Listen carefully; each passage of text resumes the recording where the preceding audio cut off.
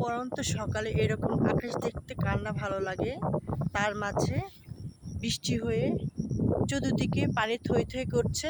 পানিগুলো দেখেন কতটা স্বচ্ছ, এক প্রান্তে তোর প্রান্তে যাচ্ছে। তার মাঝে পানির একটা সুন্দর স্রোত আছে, দেখলেই তো অসাধারণ সুন্দর লাগে।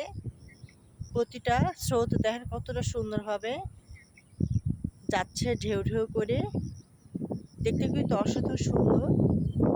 বর্ষাকালে আপনারা এই সুন্দর দৃশ্য গ্রামে দেখতে পাবেন। শহরের মাঝে মানুষের আনাগোনার মাঝে কখনোই কিন্তু এই দৃশ্যটা দেখা যায় না।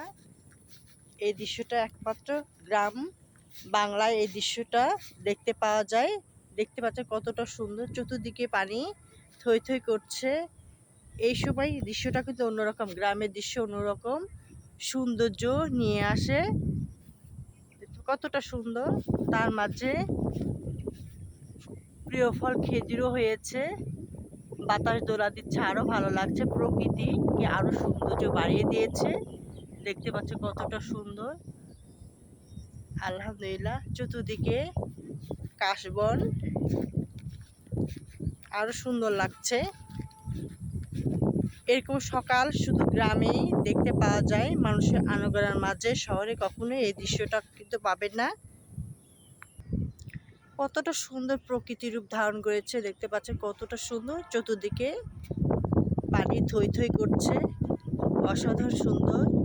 শহরে কিন্তু কখনো এরকম মানুষের আনাগোনায় কখনো এরকম দৃশ্য কিন্তু পাওয়া যায় না।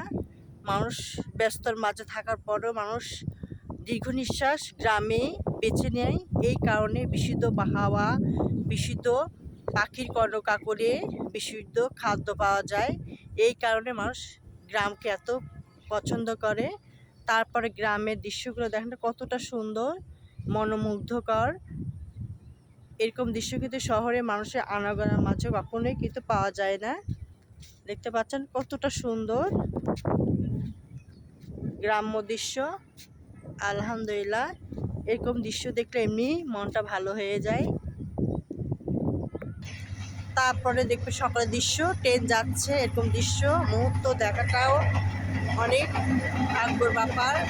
দেখো কতটা সুন্দর পরিবেশ, কতটা সুন্দর দৃশ্য। এসব দৃশ্য দেখলে এমনি মনটা ভালো হয়ে যায়।